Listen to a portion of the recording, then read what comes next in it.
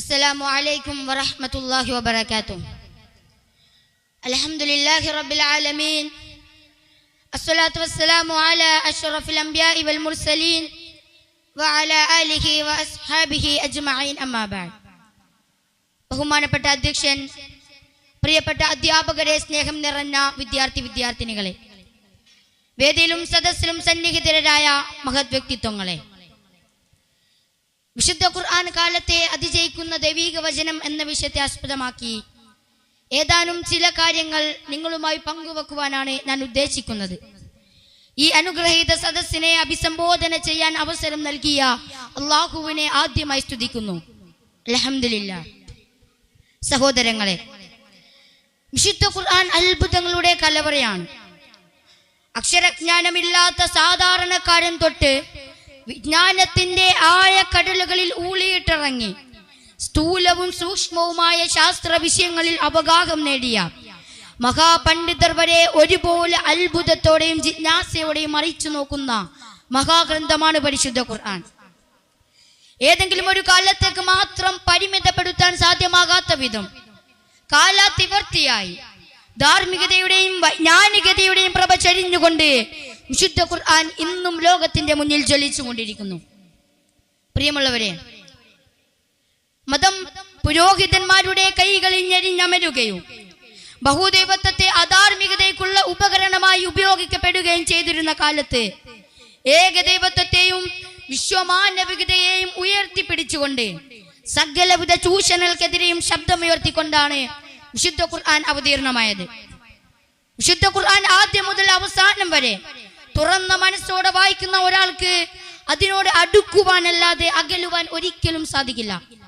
അതുകൊണ്ടാണ് German ചിന്തകനും എഴുത്തുകാരനുമായ Johann Goethe രേഖപ്പെടുത്തിയത്, it will attract you, it will amaze you. വിശുദ്ധ ഖുർആൻ വായിക്കാൻ തുടങ്ങിയാൽ അത് വളരെ പെട്ടെന്ന് നിങ്ങളെ അത്ഭുതപ്പെടുത്തുകയും ആകർഷിക്കുകയും ചെയ്യും. And in the end it will capture your respect from beginning to end. It is sublime and beautiful. അവസാനം വിശുദ്ധ ഖുർആൻ നിങ്ങളുടെ ആദരവ് പിടിച്ചു വച്ചു. ആരംഭം മുതൽ അന്ത്യം വരെ അത് ഉന്നതവും മനോഹരവുമാകുന്നു.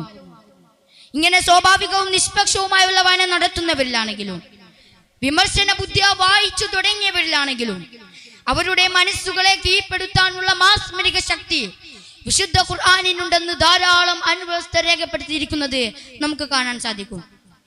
പ്രിയമുള്ളവരെ, വിശുദ്ധ ഖുർആൻ ഉയർത്തിപ്പിടിക്കുന്ന അനുപമമായ ആദർശത്തെ നേരിടാൻ സാധിക്കാതെ വരുമ്പോൾ ഖുർആനിൽ കുറ്റവും കുറവുമുണ്ടെന്ന് വരുത്തി തീർക്കാൻ വേണ്ടി നടത്തപ്പെടുന്ന വൃഥാവ്യായാമങ്ങളെ വിശുദ്ധ ഖുർആൻ അവഗണിക്കുകയും കാര്യപ്രസക്തമായ വിമർശനം നടത്തുന്നവരോട് നേരത്തെ തന്നെ ചില വെല്ലുവിളികൾ നടത്തുകയും ചെയ്തിട്ടുണ്ട്.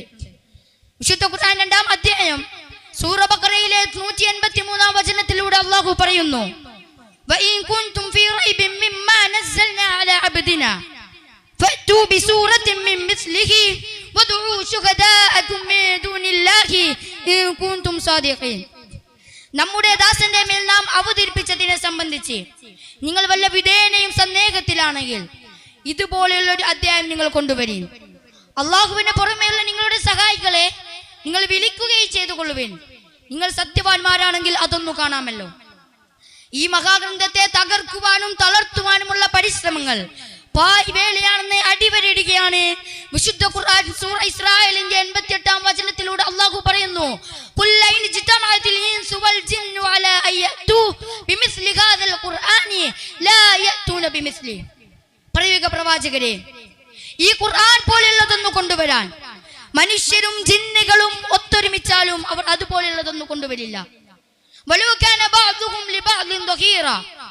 അവരിൽ ചിലർക്ക് പിന്തുണ നൽകുന്നവരായാലും ശരി, ഒരിക്കലും അവർക്കതിന് സാധ്യമല്ല. പ്രിയമുള്ളവരെ, ഞാൻ അവസാനിപ്പിക്കുകയാണ്. വിശുദ്ധ ഖുർആൻ അത് മനുഷ്യനിർമ്മിതമല്ല, പ്രപഞ്ചനാഥനിൽ നിന്ന് അവതീർണമായ മനുഷ്യരാശിക്കാകമാനം മാർഗദർശനമേകുന്ന ദിവ്യ വെളിപ്പാടുകളുടെ സമാഹാരമാണത്. അതുകൊണ്ട് തന്നെ ഈ പരിശുദ്ധ ഗ്രന്ഥം നെഞ്ചിലേറ്റിക്കൊണ്ട് മരണം വരെ ജീവിക്കാൻ നാം ഓരോരുത്തരും പരിശ്രമിക്കുക. സർവശക്തനായ അല്ലാഹു സുബ്ഹാനഹു വ തആല നമ്മെ എല്ലാവരെയും തൗഫീഖ് നൽകി അനുഗ്രഹിക്കുമാറാകട്ടെ. വആഖിറു ദഅവാനാ അൽഹംദുലില്ലാഹി റബ്ബിൽ ആലമീൻ. അസ്സലാമു അലൈക്കും വറഹ്മത്തുള്ളാഹി വബറകാതുഹു.